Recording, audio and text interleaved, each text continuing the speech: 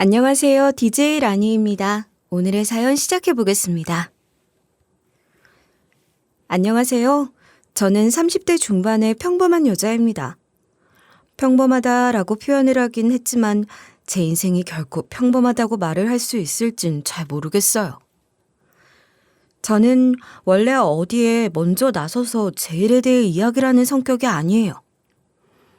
감정을 잘 표현하지도 못하고 누군가에게 속마음을 털어놓는 게 어색한 사람이지만 오늘은 꼭 많은 분들께 저의 이야기를 해보고 싶어서 용기를 내어 사연을 보내게 됐어요. 끝까지 잘 들어주심 감사하겠습니다. 저는 일남 일녀 중 장녀로 태어났습니다. 다들 장녀라는 이름의 무게가 얼마나 무거운진 잘 아실 거예요. 겪어본 분들이라면 더더욱 공감하실 테고요. 이런 이유로 저는 어릴 적부터 유난히 눈치를 많이 보며 자랐습니다.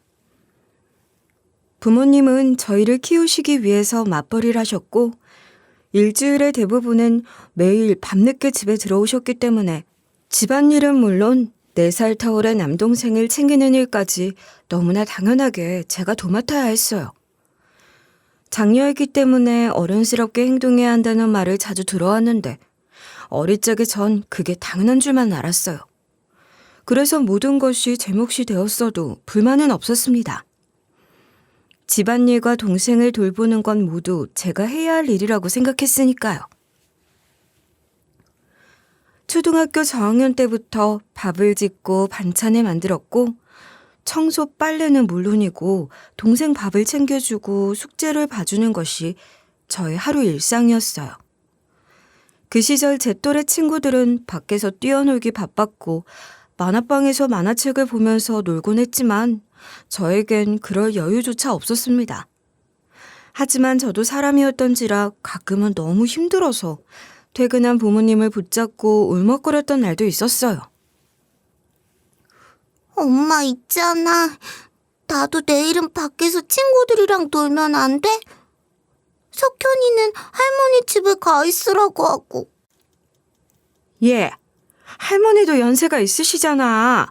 안 그래도 지금 허리도 못 펴서 힘들어 하시는데 동생을 어떻게 봐주시겠어? 집안에 장녀가 돼가지고는 철없는 소리 하지 말어. 노는 건 나중에 놀아도 되잖아. 어릴 적부터 이렇게 살다 보니 저의 감정을 온전히 겉으로 드러내기보단 항상 주변의 눈치를 살피며 행동하는 게 습관이 되어버리고 말았어요. 힘들어도 외로워도 지쳐서 나가 떨어질 것 같아도 장녀니까 어른스럽게 행동해야 한다는 생각이 깊이 박혀버리게 됐죠. 부모님도 그리고 주변 사람들도 다 똑같이 생각을 했기에 저도 그렇게 살아야 하는 줄로만 알았어요. 사람과 사람 사이에 있어서 조금이라도 갈등이 생길 것 같으면 무조건 피했고 상대방이 원하는 대로 맞춰주는 것이 제일 마음 편한 일이라고 생각했어요. 서로 마찰을 빚어봐야 제 인생에 득될 건 하나도 없으니까요. 그렇게 생각하면서 살아가니 제 성격도 가면 갈수록 점점 더 소극적으로 바뀌었고 친구들과 어울리는 것보다 혼자 있는 걸 더 편하다고 여기게 됐어요. 한편으론 자연스럽게 어울려 노는 또래 친구들을 보면서 부럽다는 생각도 들었지만 한번 만들어진 성격은 바뀌는 것이 참 어려운 거더라고요. 그리고 대학도 집에서 가장 가까운 곳으로 진학했습니다. 솔직히 마음 같아선 타지로 나가고 싶었지만 그게 그렇게 쉬운 것만은 아니었던 데다가 등록금 문제와 생활비 문제도 고려를 해야 했기에 오랜 고민 끝에 내린 결정이었죠. 버스를 타고 통학을 하면서 공부도 하고 학교 끝나고 집으로 오면 집안일을 하는 것이 저의 루틴이었어요. 가끔은 이런 생활을 하는 것이 힘든 날도 있었지만 오로지 힘든 감정은 저 혼자 삼켜냈습니다. 누군가에게 감정을 공유하고 기대는 건 사치라고 생각하면서 말이에요. 저희 청춘은 그렇게 흘러갔습니다. 대학을 무난하게 졸업한 뒤엔 학교 근처에 있는 조그마한 중소기업의 사무직으로 취업을 할 수 있었어요. 월급도 나름 괜찮고 집과도 거리가 멀지 않은 편이었기 때문에 괜찮았지만 직장 생활을 한다는 것 자체가 저한테는 너무 버거운 일이었어요. 내성적인 성격 때문에 상사나 동료들에게 제 생각을 제대로 말하지도 못했고, 그러다 보니 순하고 착한 사람으로 인식되어서 불편함도 생기기 시작했습니다. 혜수 씨, 오늘 퇴근하고 혹시 약속 있어? 약속이요? 아니요. 왜 그러세요? 아, 잘 됐다. 그럼 내가 오늘까지 마무리해야 하는 일이 있는데, 내가 또 다른 급한 일이 생겨서 이것부터 먼저 처리를 해야 할 것 같거든? 혹시 이것 좀 혜수 씨가 도와줄 수 있나 해서. 그런데 저도 할 일이... 혜수 씨는 업무가 그렇게 많은 편도 아니잖아. 나는 해야 할 일이 너무너무 많아서 그래. 혜수 씨도 알지? 나 잡무 엄청나게 많은 거. 도와줄 거지? 응? 알겠어요. 필요한 거 파일 넘겨주시면 제가 처리하고 보고 드릴게요.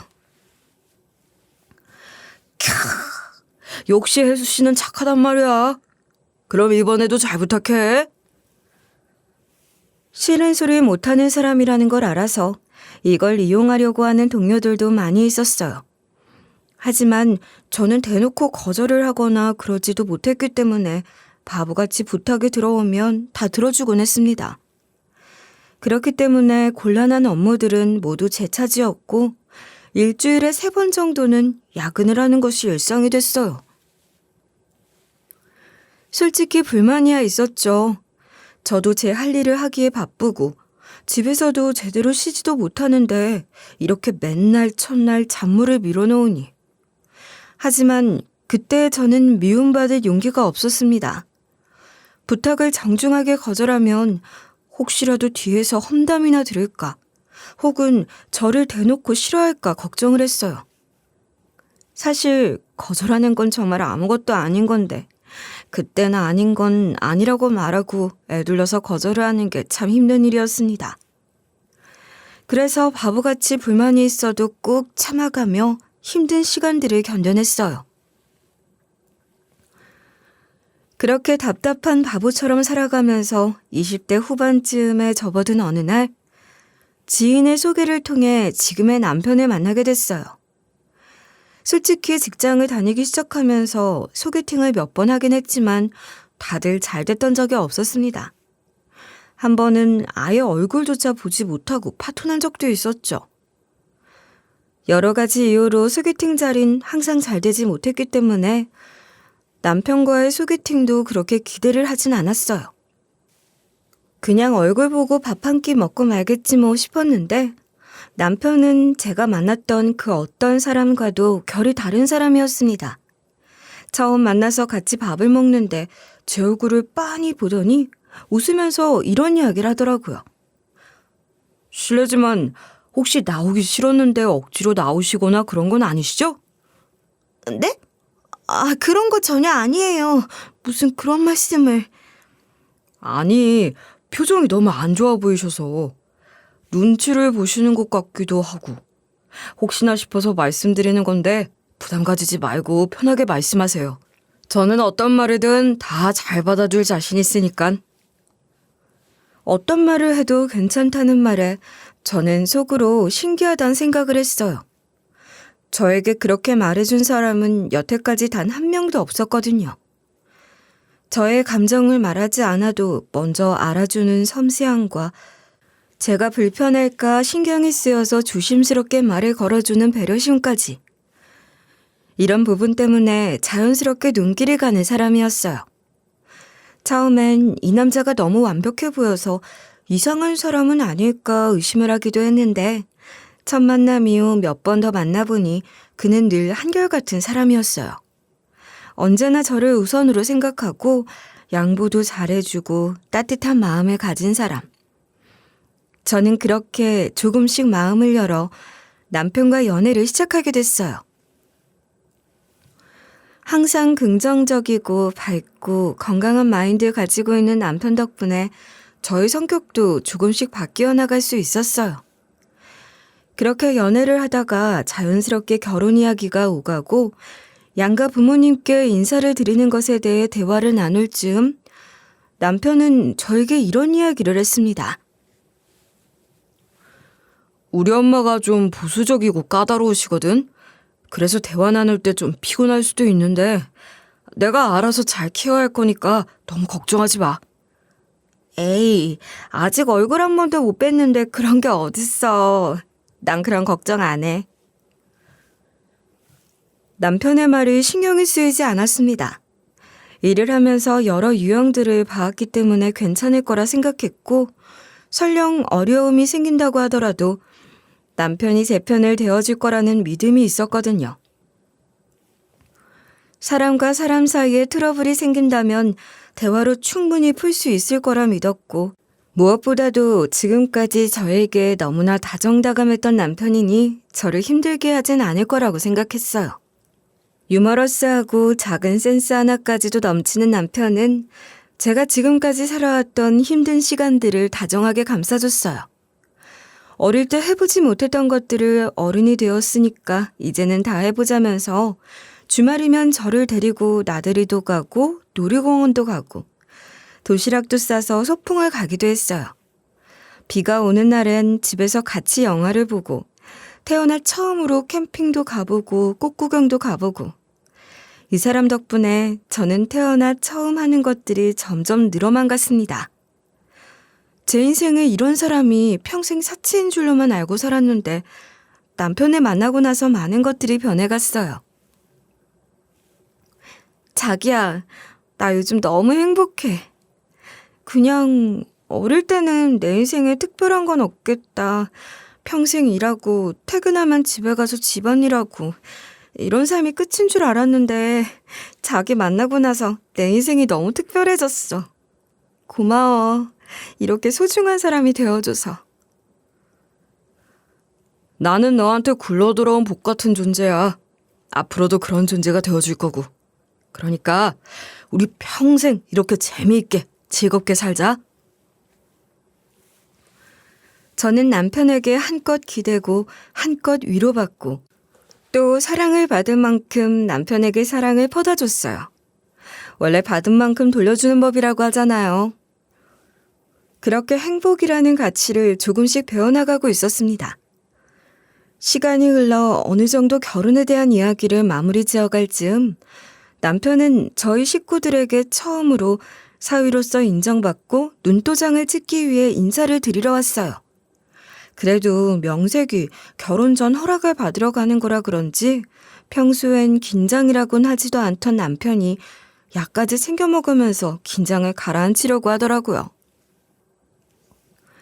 하지만 남편의 걱정과는 다르게 저희 집 식구들은 남편을 진심으로 환영해줬어요. 특히 아버지께서 남편을 아주 마음에 들어 하셨죠. 취미도 같았거니와 저를 되게 잘 지켜줄 것 같다고 생각을 하셨더라고요. 자네, 우리 혜수한테 정말 잘해줄 수 있지? 그럼요, 물론이죠.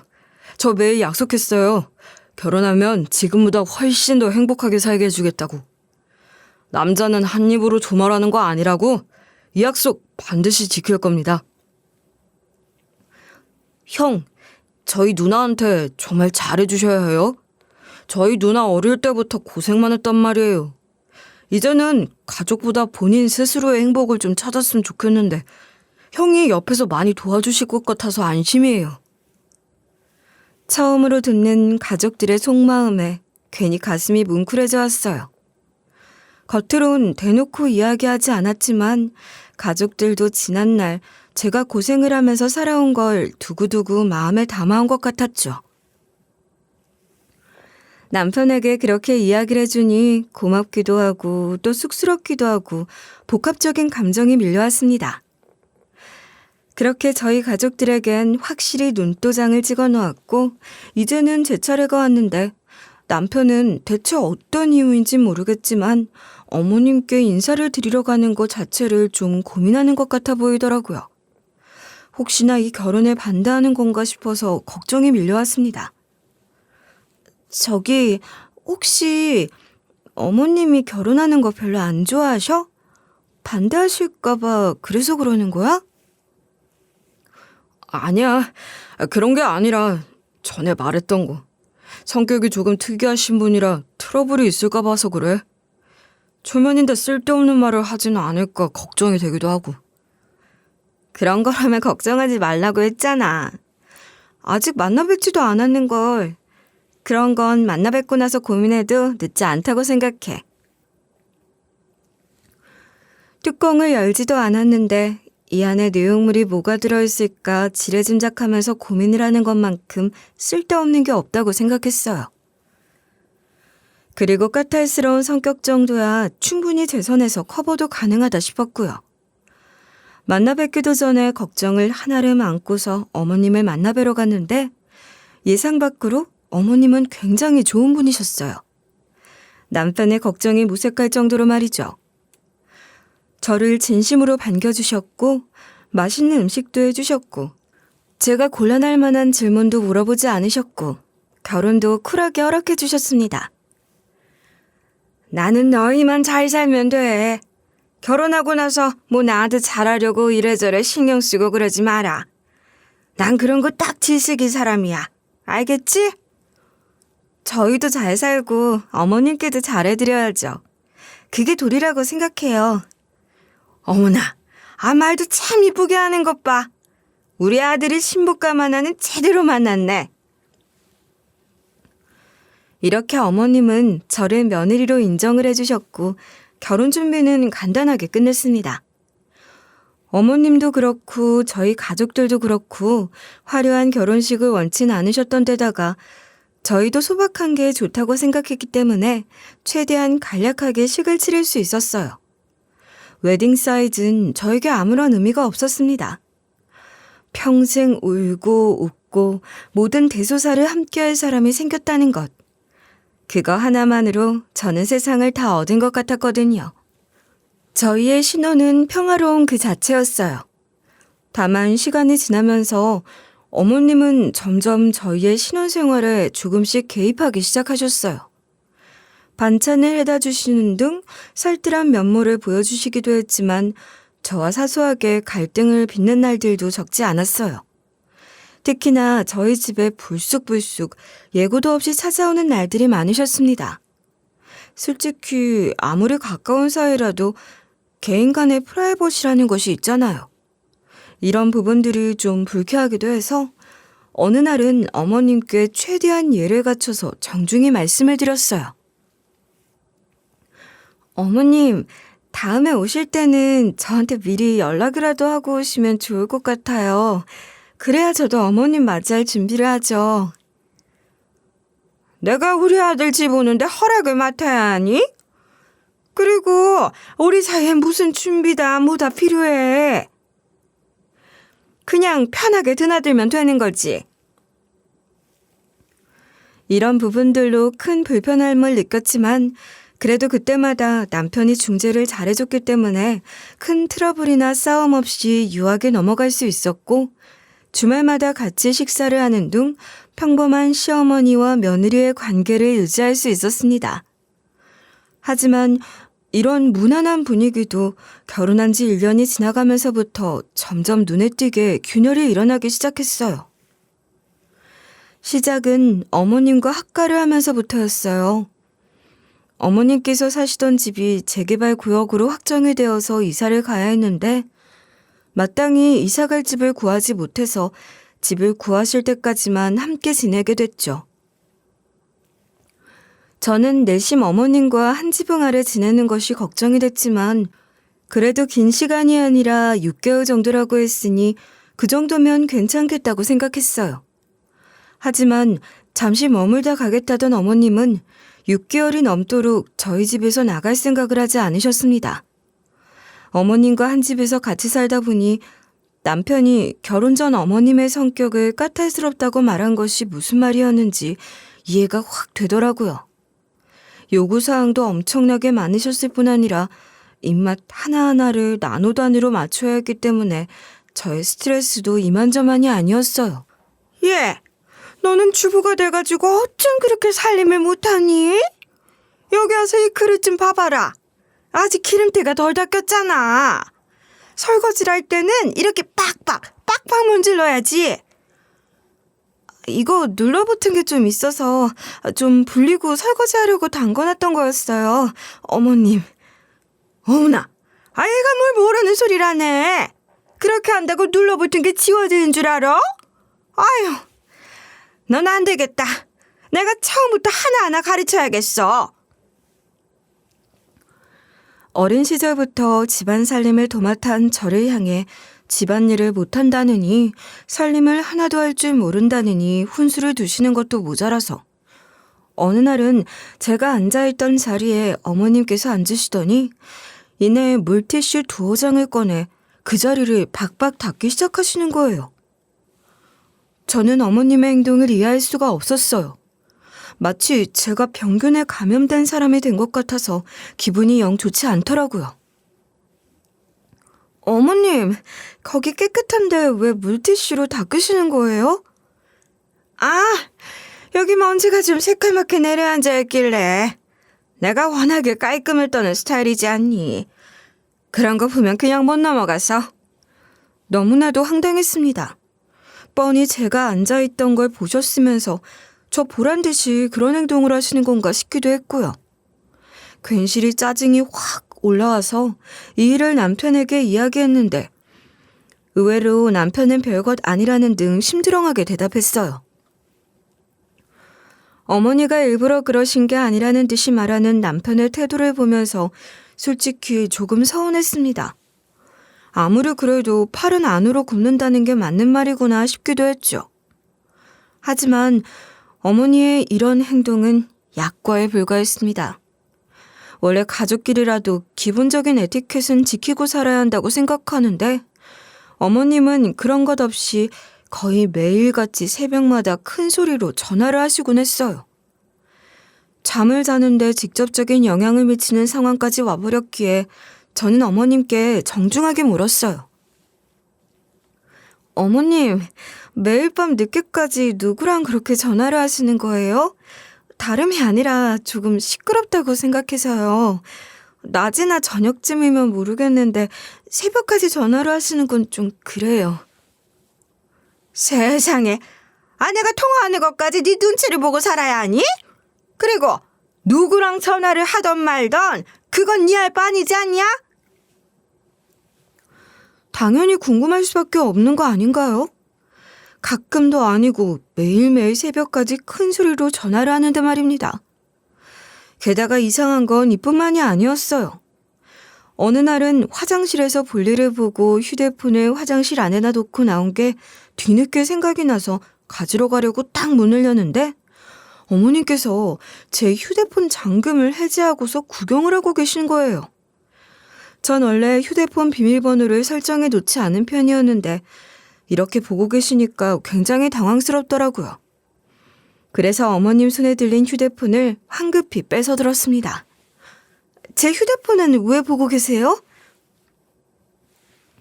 아이고 참말로 아내가 못 볼 걸 본 것도 아니고 잠깐 들여다본 건데 왜 그렇게 놀라? 너무 숨기는 거라도 있니? 그 안에 보물단지라도 들었어? 웃기는 짬뽕이네. 정말 별것도 아닌 거 가지고 오버하긴? 제가 오버하는 게 아니라 어떤 상황이든 어떤 관계든 간에 상대방 동의 없이 휴대폰을 들여다보는 건 잘못된 행동이라고 생각해요. 그래, 너 잘났다 잘났어. 예, 너는 근데 젊은 애가 뭐 화장품 어플이나 보험 어플 같은 게 하나도 없다? 설마 쇼핑 하나 안 하고 보험 하나 없는 건 아니지? 헛웃음이 나더라고요. 사과를 하지도 않고 쓸데없는 것만 물어오는 어머니의 태도에 저는 말없이 휴대폰을 들고 방 안으로 들어가 버렸어요. 그리고 그날 저녁 남편에게 이런 일이 있었다고 말하니 남편은 자기도 피곤하다면서 적당히 좀 하라면서 제 이야기를 들으려고 하지 않더라고요. 저도 참다 폭발을 해버리는 바람에 그날 결혼하고 처음으로 남편과 크게 싸움을 했습니다. 남편도 저도 원래 이렇게 성질을 부리는 타입이 아니었는데 이 불화가 어머님으로 인해 일어난 거라고 생각하니 어머님과 더 거리를 두고 싶더라고요. 여기서 문제가 마무리가 되었다면 아마 전 이렇게 사연을 보내지도 않았을 거예요. 나중엔 어머님이 어떤 짓까지 했는 줄 아세요? 바로 저에게 손을 대기 시작하셨습니다. 처음엔 제 등을 가볍게 치거나 팔을 툭툭거리며 건드리는 식으로 시작되었는데 가면 갈수록 점점 손을 대는 수위가 높아지기 시작했어요. 짜증이 나서 처음엔 정중하게 하지 말아달라고 말씀을 드렸는데도 어머님은 제 말을 들을 생각이 없으신 것 같았죠. 예, 이게 다 어른들의 애정 표현이야. 옛날엔 다 이런 식으로 마음을 표현하곤 했어. 너는 애가 그렇게 예민하고 까칠해서 사회생활은 어떻게 했니? 어린애도 아니고 누가 사람 몸에 손대는 걸로 애정 표현을 해요. 어머님, 어디 가서 그런 소리 하시면 큰일 나요. 어머님은 애정 표현으로 하시는 거겠지만 저는 불쾌해서 그래요. 안 해주셨으면 좋겠어요. 저는 이렇게 하면 그래도 조금은 알아들으실 거라 생각했어요. 하지만 그건 오직 저만의 착각이었습니다. 이 일이 있은 지 얼마 지나지 않아 어머님께서 술에 만취한 상태로 집에 들어오신 적이 있었어요. 아들 며느리와 함께 사는데 만취한 상태로 집에 들어오신다는 게 저로선 도저히 이해가 가질 않았습니다. 그것도 무려 새벽 1시였어요. 남들 다 자는 시간에 집에 들어오셔서는 아주 고래고래 소리를 지르면서 노래를 부르시는데 진짜 골이 다 울리더라고요.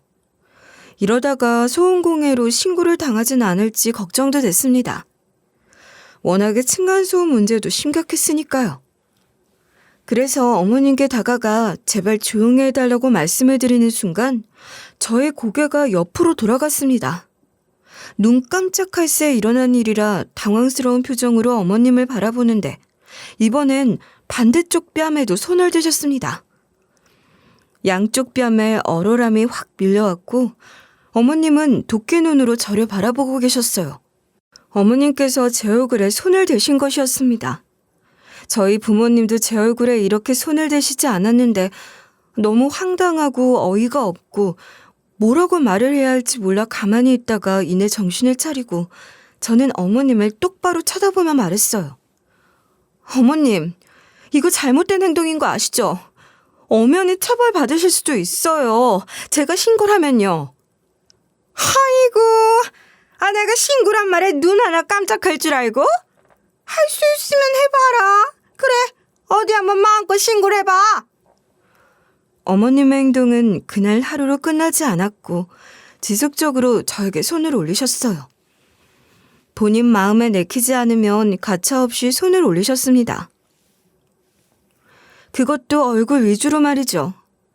저는 도저히 참을 수가 없어서 다시 한번 법적인 처벌을 받을 수 있다는 걸 말씀드렸는데 그럴 때마다 어머님은 할 테면 해봐라 라는 반응을 보이며 비아냥거리기 바쁘셨어요.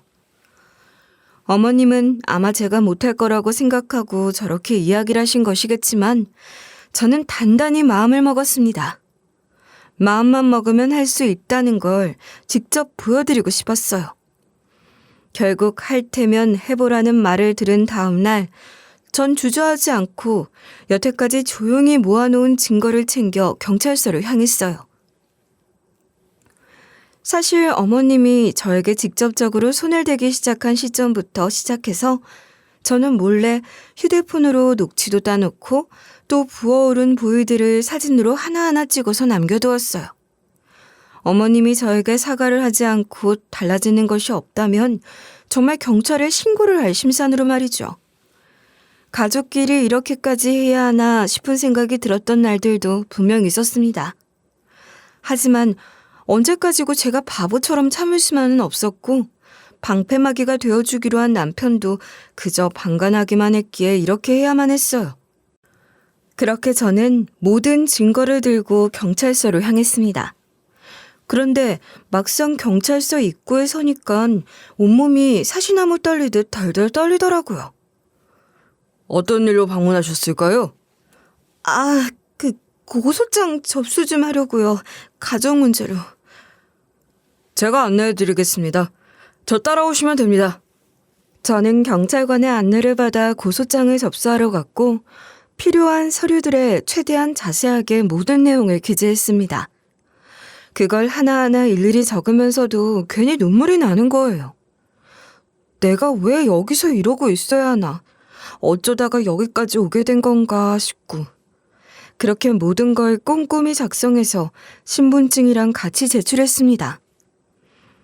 서류 접수를 도와주는 경찰관은 무심한 표정으로 제가 내민 서류들을 하나하나 대충 읽어보기 시작했어요. 그런데 뭔가를 발견하더니 눈이 휘둥그레지며 저를 쳐다보는 게 아니겠어요? 저는 그 눈빛에 덩달아 깜짝 놀라 그 경찰관을 바라봤습니다. 그 안에 뭔가 적으면 안 될 걸 적은 것도 아니고 정보도 제대로 기재를 했는데 왜 그러나 싶었죠. 그러더니 이내 주변에 있는 동료 경찰관들을 불러 모으기 시작했습니다. 야야, 다들 여기로 모여봐. 이거 며칠 전에 맞지? 맞네? 분명히 맞아. 같은 이름이네? 야, 이거 서장님까지 호출해야 하는 거 아니야? 다른 경찰들이 하나둘 모여들었고 저는 마치 동물원의 원숭이가 된 것 같은 기분이 들었어요. 저는 진지하게 고소장을 접수하러 온 건데 지네들끼리 장난을 치나 싶어서 열이 슬슬 올라오더라고요. 그때 한 경찰관이 저에게 조심스럽게 다가와 말을 걸었습니다. 혹시 남편분 성함이 어떻게 되시죠? 저희 남편이요? 최지용이라고 하는데 그건 왜요? 남편의 이름을 듣자마자 다시금 분위기는 심각하게 바뀌었습니다. 경찰들은 최대한 빠르게 사건을 접수해준다고 말했고 저는 이 상황 자체가 이해가 되지 않아서 대체 무슨 일이냐고 왜 그러는 거냐고 재차 물었어요. 그랬더니 다른 경찰관 분께서 제게 모든 진실을 말씀해 주셨습니다. 그 진실은 가히 충격적이었습니다. 바로 남편이 며칠 전 경찰서로 찾아와 어머님을 고소했다는 것이었죠. 그것도 저처럼 단순 가정에서 일어난 문제로 찾아온 것이 아니라 더 큰 범죄와 관련된 내용으로 찾아와 신고를 했던 겁니다. 지금 이렇게 저희에게 찾아와서 고소장을 접수해 주시고 사진을 제출해 주신 것도 나중에는 중요한 증거가 될 수 있어요. 잠시만요. 지금 말씀하신 큰 범죄라는 게 뭔지 저한테 좀 알려주실 수 있나요? 어차피 저희 신랑이 와서 고소한 거면 저는 가족이니까 알아도 되는 거잖아요. 저희 시어머니가 중대한 죄를 졌다면 저도 현재 피해자 입장으로 온 사람이니까 알아야 할 권리는 있는 것 같은데요? 경찰관은 천천히 고개를 끄덕이면서 이야기를 이어나갔습니다. 어머님이 저지른 죄는 정말 많았지만 그 중에서도 가장 대표적인 죄목이 사기라고 했어요. 알고 보니 어머님은 불법 다단계 회사의 핵심 멤버로서 근무를 하고 계셨고 한번 물건을 팔아넘길 때마다 엄청난 금액으로 판매를 해서 이익을 챙기는 범죄를 저지르고 계셨다고 했어요. 순진한 사람들을 꼬드겨서 피라미드 형식의 다단계로 끌어들였던 것이고 그로 인해 많은 사람들이 피해를 봤다고 하더군요. 한 사람 한 사람의 인생을 지옥의 구렁텅이로 끌고 가고 계셨던 것이었어요. 어머님이 다니고 계시는 회사의 외부엔 건강 관련부터 시작해서 자연요법, 의료기기 판매와 같은 허울 좋은 간판이 걸려 있었다고 해요. 하지만 여느 다단계 회사들이 그렇듯 겉만 번지르르하게 되어 있을 뿐 내부는 완전히 엉망진창이었던 겁니다.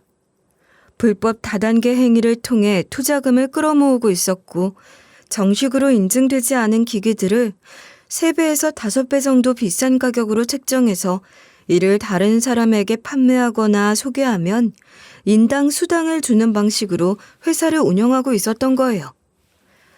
이미 확인된 피해자만 30명이 넘어갑니다. 대부분은 중년 여성들이고요.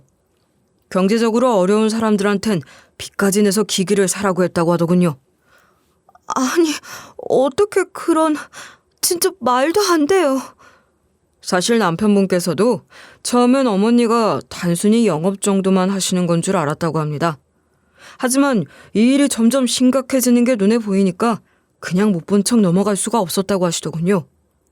특히 아내분이 상처를 많이 받으신 것 같아서 이제는 마음을 먹어야겠다고 하셨습니다. 저희가 이 일을 책임지고 처리해드릴게요. 저는 한숨을 푹 내쉬었어요. 이런 일이 있었을 거라고 누가 상상이나 했겠어요. 게다가 다른 사람의 인생을 나락으로 빠뜨리는 다단계 일을 어머님이 하고 있었다는 사실이 저에겐 적잖게 충격이었습니다.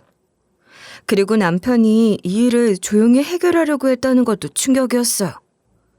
이대로 가만히 있을 수만은 없었기 때문에 남편에게 이 일에 대해서 모든 내용을 듣기로 마음먹었습니다. 저는 우선 남편이 퇴근을 할 때까지 기다렸다가 저녁이 된 후 집 앞 카페에서 만나기로 약속을 잡았어요.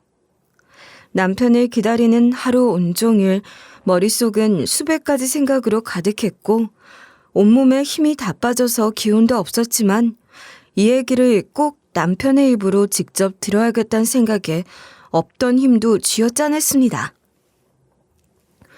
그리고 남편을 보자마자 저는 궁금했던 것들을 모조리 털어서 질문을 하기 시작했어요. 여보, 대체 이게 어떻게 된 일이야?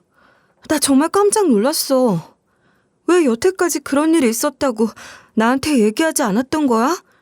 진작에 이야기했음 같이 상의를 해볼 수도 있었을 텐데 왜 숨기고 있었어? 이제 와서 이렇게 이야기하는 것도 우습긴 한데 솔직하게 말할게. 무서웠어. 당신이 내 옆에서 떠나갈까봐. 이런 일이 있었다고 솔직히 이야기하면 다 두고 떠나버릴까봐. 그리고 가장 큰 건 어머니가 당신에게만큼은 그러지 않을 줄 알았어. 며느리니까, 내가 사랑하는 사람이니까. 어머님은 언제부터 그런 행동을 하고 다니셨던 거야? 좀 오래됐어. 그런데 난 처음엔 그냥 어머니가 단순히 사업을 하시는 줄로만 알았어. 그게 불법적인 일인진 전혀 몰랐고 어머니가 하시는 일이니까 당연히 관심은 있어도 자세히 파고들려고 하지 않았지. 그런데 가면 갈수록 이상하더라고. 뭔가 집안에 이상한 물건들이 쌓이는 것도 그렇고 돈 관련해서 계속 문제가 생기는 것도 그렇고 사람이 뭔가 모르게 예민해진 것도 그렇고. 그럼 그동안 어머니 행동을 막지 않았던 것도 일부러 그랬던 거야? 경찰에다가 증거를 제출하려고? 솔직히 말해서 일부러 그랬던 거였어. 나도 마음 같아선 그러지 마시라고 막고 싶었는데 막게 되면 이 악순환의 고리를 영영 끊어내지 못할 것 같았어. 그리고 내가 여기서 용기를 내지 않으면 피해자는 더 많아질 거라 생각해서 그냥 작정하고 증거를 모으고 경찰서에다가 모은 증거들이랑 같이 고소장을 제출한 거였어. 자기는 아들이잖아. 이런 일이 있음 자식들은 어떻게 해서든 제보물을 감싸기 바쁘던데. 아들이니까 했어. 다른 사람은 남이지만 나는 어머니의 아들이잖아. 그래서 더는 눈 가리고 아웅하면 안 된다는 걸 깨달았어. 어머니가 얼마나 많은 사람을 망가뜨려 놓았는지 알게 되니까 도저히 그냥 참고 넘길 수가 없더라고. 그래서 그런 거였어. 미안해. 진작부터 이야기를 하지 못해서. 남편은 고개를 푹 숙인 채 계속해서 사과를 했고 저는 말없이 고개를 끄덕였습니다. 솔직히 자식이 부모를 경찰에 신고한다는 것부터 시작해서 나쁜 짓을 해온 걸 고발한다는 건 정말 큰 용기가 필요한 일이잖아요. 하물며 모르는 사람의 범죄 행위를 고발하는 것도 힘든 일인데 피가 섞인 혈육의 일이니 남편도 무척이나 괴로웠을 것 같았어요. 남편의 모든 행동을 이해한 건 아니지만 딱 하나, 진실된 마음만은 저에게도 가슴 깊은 곳까지 느껴졌어요. 여태까지 남편이 상황들을 버젓이 보고도 모른 척한 것이 외면하거나 방관한 게 아니라 모든 것을 끝내기 위함이라는 것을 알게 됐으니까요. 또 한편으로는 이 모든 상황을 혼자서 감내해온 남편이 안쓰럽기도 했습니다. 일이 이렇게 됨으로써 남은 건 악의 고리가 끊어지는 것뿐이었어요. 그로부터 며칠 후 경찰은 체포영장을 발부해 어머님을 정식으로 체포했습니다. 수집된 증거들과 피해자들의 일관된 진술, 그리고 제가 마지막으로 제출한 자료들까지 모두 다 허위 없는 진실이었기 때문에 곧바로 영장이 발부될 수 있었어요. 저희는 그 상황을 버젓이 지켜보고 있었는데 어머님의 표정은 예상 외로 평온했어요. 일그러진다거나 소리를 지른다거나 하는 것도 없이 아주 당당한 표정으로 고개를 꼿꼿이 들고 손목까지 내미셨습니다. 그런데 이후에 경찰관님께서 말씀하신 내용을 듣고 저희는 너무나도 황당하고 어이가 없어서 무슨 말을 할 수가 없었어요.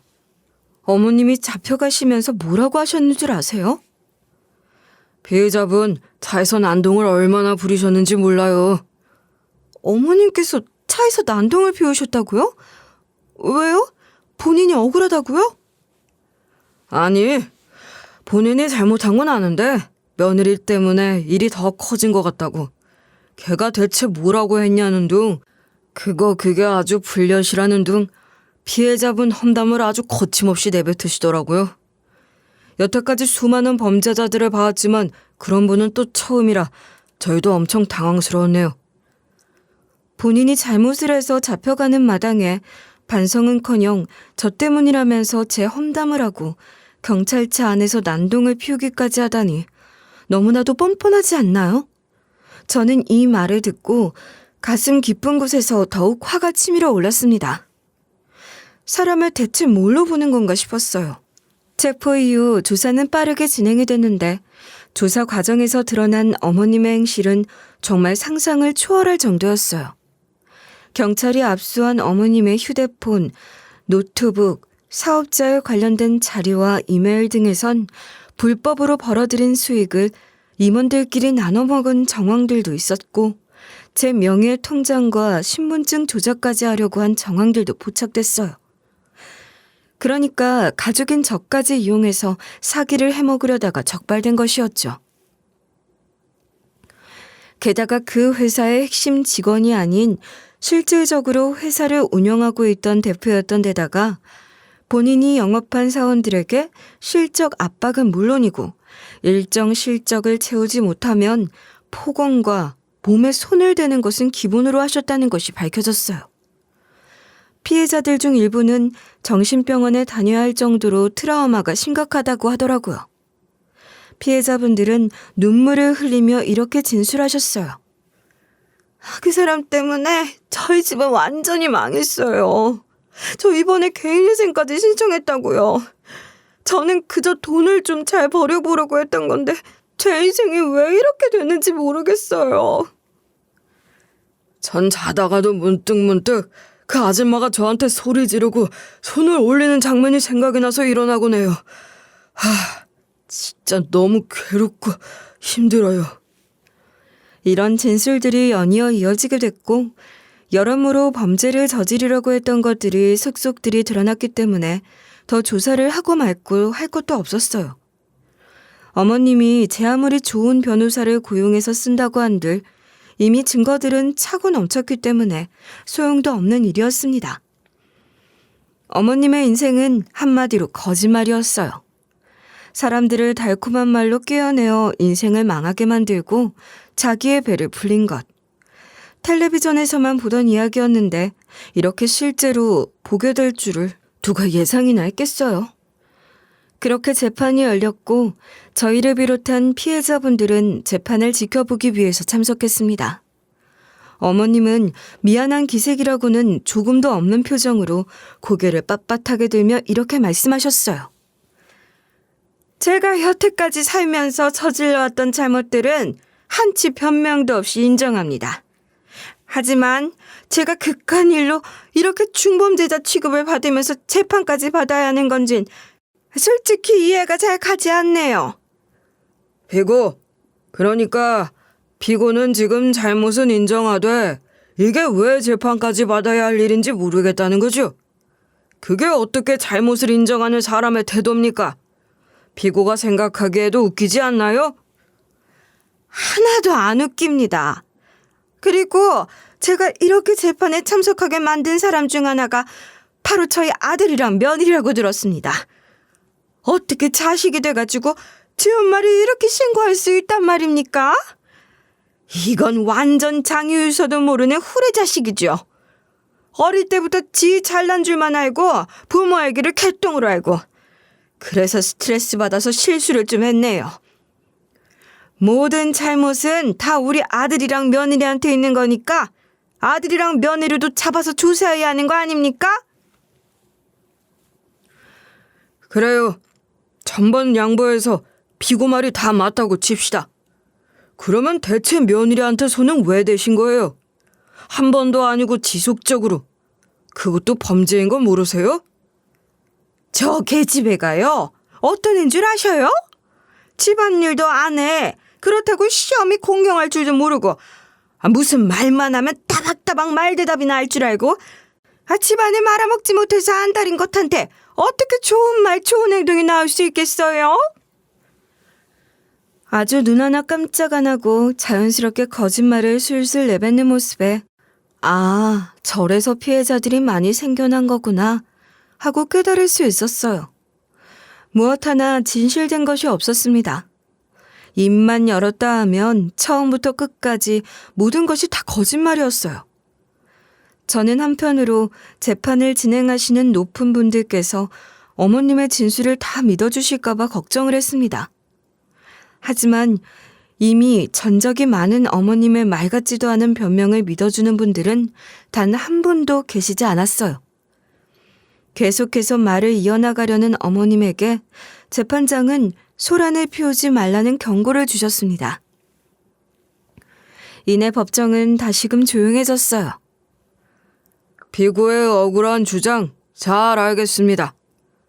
하지만 피고는 지금 이렇게 억울하다고 주장을 할 것이 아니라 이걸 두 눈으로 좀 보셔야 할 것 같습니다. 재판장님은 저희들이 제출한 모든 증거를 스크린에 크게 띄워주셨어요. 그리고 크게 음성이 울려 퍼지기 시작했습니다. 그것은 바로 수사기관에선 말하지 않았던 피해자들의 구체적인 진술이었어요. 남편이 하나하나 피해자들을 찾고 그들에게 직접 찾아가서 진술을 요구했고 피해자들은 단 한치의 거짓말 없이 모든 진실을 남편에게 털어놓았습니다. 남편은 그걸 증거자료로 추가 제출했고 법정에서 울려 퍼지는 피해자들의 진술은 가관이었어요. 정말 말도 제대로 나오지 않을 정도로 충격적이었고 누가 봐도 유죄가 확실한 상황이었습니다. 그 작은 목소리들이 모이고 모여 큰 목소리를 만들어냈고 그 목소리들이 하나로 뭉쳐져 결국엔 재판의 결과를 만들어낼 수 있었어요. 그 일이 있은 후 어느덧 6개월이란 시간이 흘렀어요. 시간이 정말 빠르다는 말. 그때는 딱히 와닿지 않았는데 요즘 들어 부쩍 실감이 나기 시작했어요. 그 일이 있었을 땐 뼈까지 시릴 정도로 추운 겨울이었는데 언제 이렇게 녹음이 짙어진 여름이 찾아온 건지 시간은 이렇게나 많이 흘렀고 계절도 바뀌었지만 저는 아직까지 그 일이 잊혀지지 않고 생생하게 떠오릅니다. 그날의 분위기, 그날의 공기까지 전부 다요. 아마 1년이 지나고 10년이 지난다고 해도 흐려지긴 하겠지만 완전히 잊어버리는 것은 어려울 것 같아요. 그만큼 제 인생에서 파급력이 어마어마했던 일이기도 했으니까요. 시어머니는 결국 재판에서 징역 7년형을 선고받았어요. 주요 혐의는 사기였지만 여러 가지 죄목도 추가로 적용이 되었고 제가 고소한 건 역시 죄목에 포함이 됐습니다. 초범이기는 했으나 피해자의 수가 너무 많았고 피해의 정도 또한 결코 가볍지만은 않았기에 재판부도 관용을 베풀 수 없다는 입장이었어요. 초범이기 때문에 재판부의 선처를 바란다는 변호사의 변론도 있었지만 재판장님은 단호하게 고개를 저으셨습니다.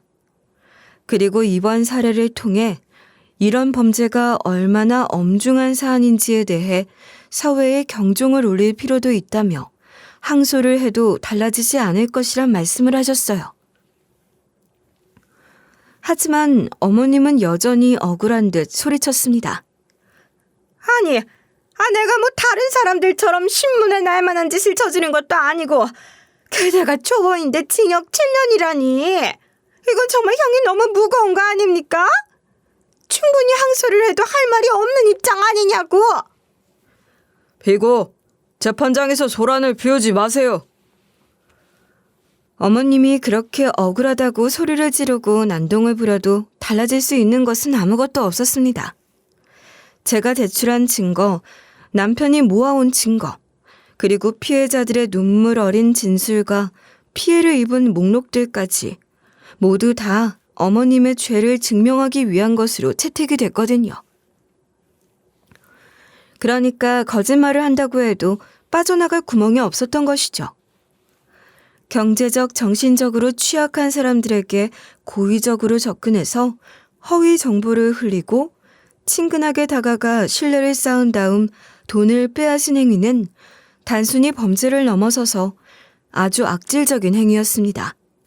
사람 간의 신뢰를 악용하고 허위사실로 재물을 빼앗은 것을 재판부에선 엄중하게 판단을 하신 것 같아 보였어요. 그 죄를 무겁게 물어 징역 7년이라는 판결을 내린 것이었죠. 그날 저는 그 판결을 듣고 일어나서 박수를 치진 않았지만 마음속으로 수없이 박수를 쳤습니다. 길게 이어져 오던 악의 고리가 끊어져 나간 것 같아 속이 후련하더라고요. 그리고 크게 맘먹고 용기를 내준 남편에게도 고맙다는 인사를 전했습니다. 여보, 당신도 마음이 많이 불편했을 텐데 그럼에도 불구하고 용기를 내줘서 정말 고마워. 당신 덕분에 모든 게 다 깔끔하게 정리될 수 있었어. 아니야. 나는 내가 해야 할 일을 한 것뿐인데 뭐. 더 빨리 용기를 내지 못한 게 아쉬울 뿐이지. 그런데 나 솔직히 걱정돼. 어쨌든 어머님은 처벌을 받으시긴 했지만 7년 뒤면 출소를 하셔서 집으로 돌아오실 텐데 우리가 지금처럼 계속 부부로 남아있어도 될지, 어머님이 출소를 하시게 되면 나한테 복수를 하시진 않을지, 이런저런 상황들을 생각해보니까 걱정이 되네. 당신한테 상처를 준 사람은 어머니지만 그걸 막지 못한 나한테도 책임이 있다고 생각해.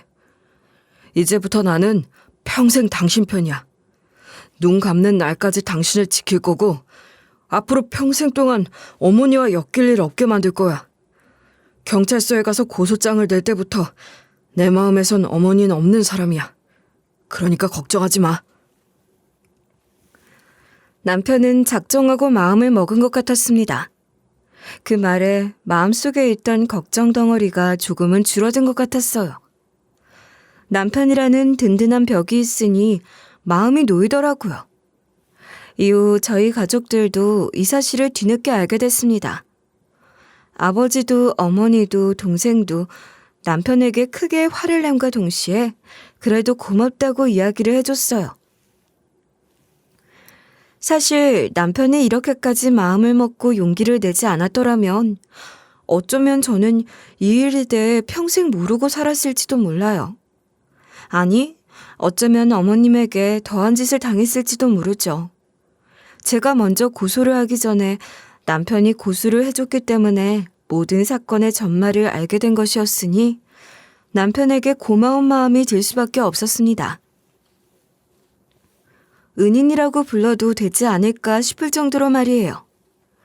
하지만 어머님은 수감 후에도 달라진 것이 하나도 없었습니다. 거의 매주 집 주소로 옥중 편지를 보내오셨는데요. 처음엔 혹시나 사과라도 있을까 하는 기대로 편지 봉투를 열었지만 역시는 역시더군요. 편지 안에는 사과 한마디 없었고 오로지 자신의 억울함과 감옥 생활이 얼마나 힘들고 괴로운지에 대한 하소연만 가득 적혀 있었어요. 심지언 저와 남편의 원망하는 말들까지도 빼곡하게 적혀 있었죠. 저와 남편은 그걸 보면서 혀를 내둘렀습니다. 여보, 이것 좀 봐. 여기 적힌 거.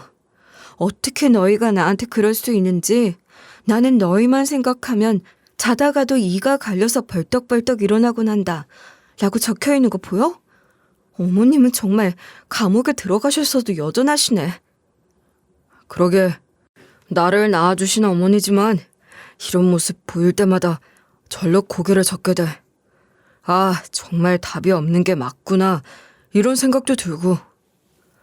어머님이 수감되어 있는 동안 이 편지가 계속 집으로 날아올 것을 생각하니 저절로 머리가 아팠습니다.